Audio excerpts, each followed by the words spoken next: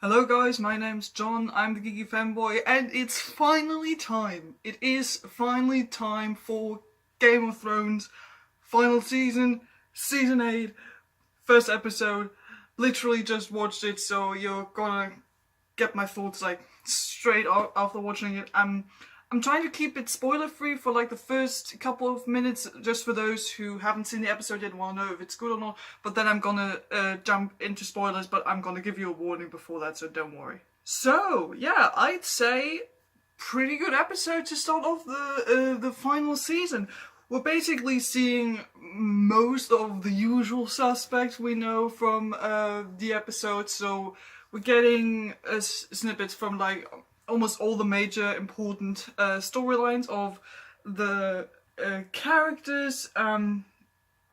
It's not it's keeping nothing back. Like, we're jumping straight in, tension's still there, everything's still there. It picks basically up right after the final events of season 7, and I like that you can really feel the tension now. Like, the tension is still there. It's even worse, you might say, and you can really feel like the tension with every single character, and you're basically on edge a bit the entire time because you want to see, okay, who are we gonna see? What are they doing?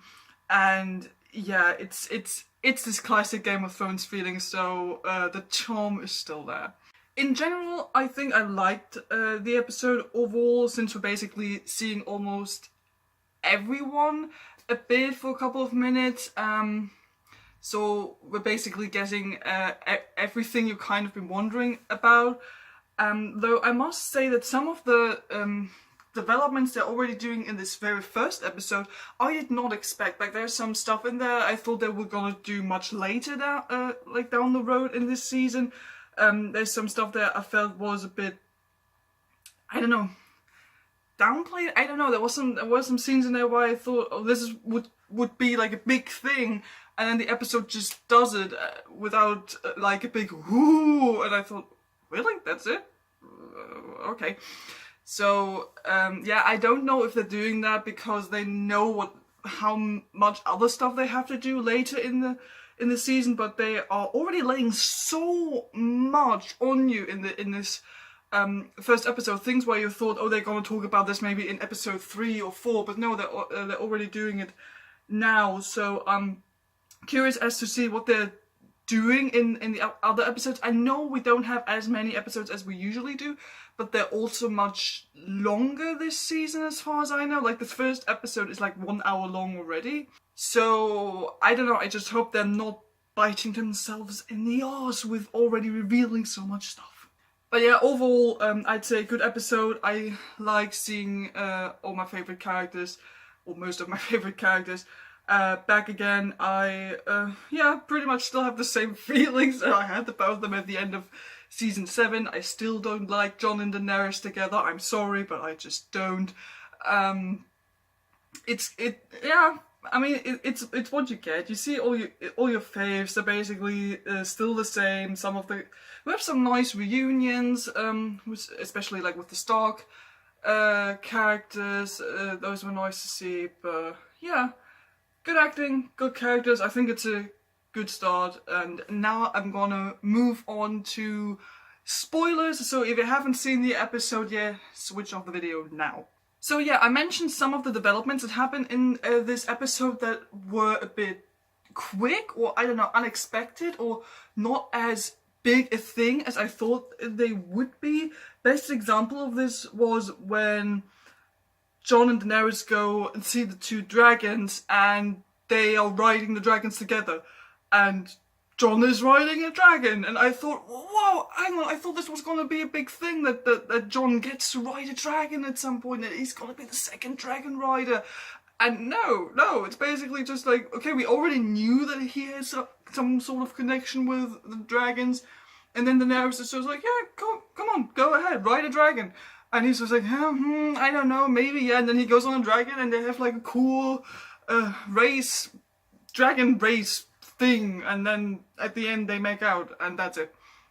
I'm like, that's it. I thought it was, I don't know, it was just my thought that this was going to be a big thing when Jon gets to be one of the dragon riders, and I don't know, it didn't feel very spectacular when they did it, and I just thought it would be a spectacular moment, but it wasn't.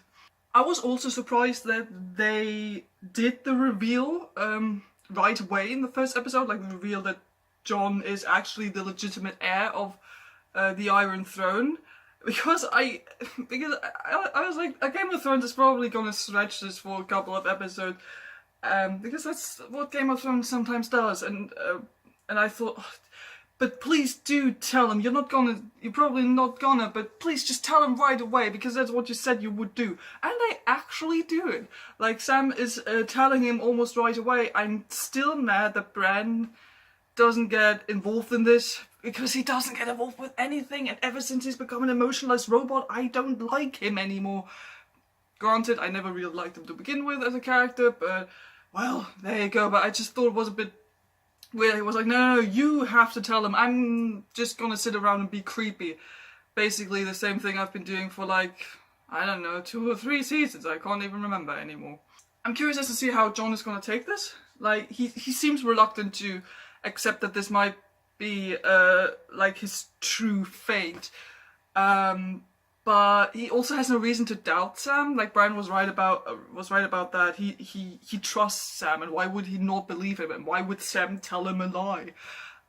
So I'm curious as to see how he's gonna deal with this. I'm pretty sure, like, he's gonna reject it for as long as possible, and refuses to accept it or even acknowledge it. Something else that's been bothering me, but this is not like a fault of the show, I guess. It's a fault of just the world of Game of Thrones, like what the people are like in this world, that they are way too occupied with titles and families and who's king.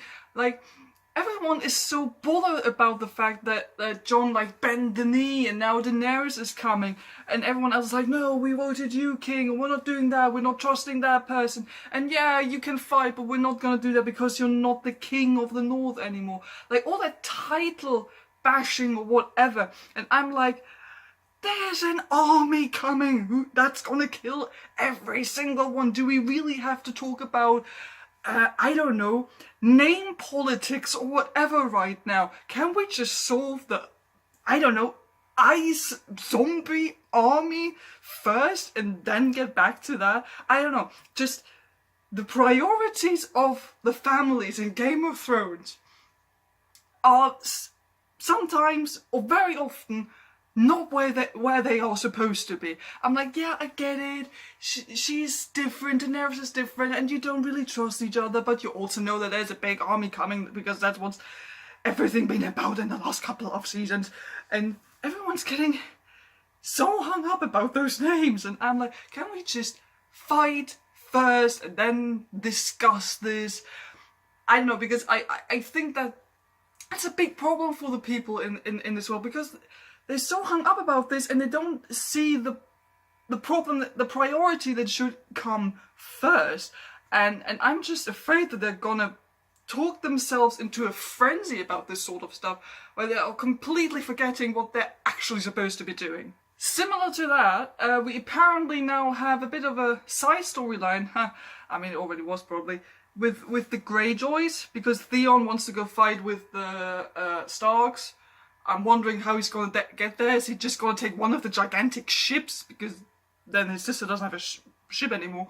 But she's like, no, we're going to have to fight for our name, for our family now, for the Iron Islands. So Daenerys and Jon have somewhere they can retreat to in case things go bad.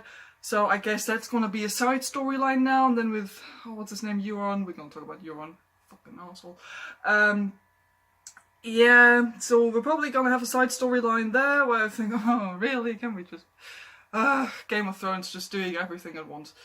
I'm also wondering how the hell did Theon, how the hell did Theon save his sister so quickly? Like, he just came out of nowhere. I honestly thought something's gonna happen to the sister. I was like, oh no, something, Euron's gonna do something really, really bad to her. And then it's like, no, Theon, here to save the day. We have no idea where he came from, but he just saved her, and then they're on a ship and away. And I'm like,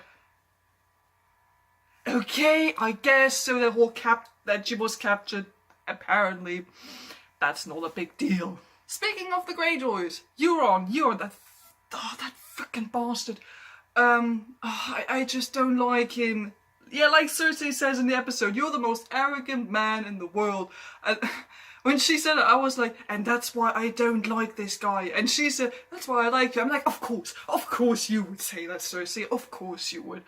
And I'm also surprised how quickly she, not bend the knee, but like how quickly she complied to this pseudo flirting, whatever it is Euron did, because he wanted to sleep with her all this time, and she was trying to act tough, but then she was like, and then they sleep with each other. I was like, Cersei is not gonna let that happen, you freaking bastard. And then next scene, in the bedroom, I'm like,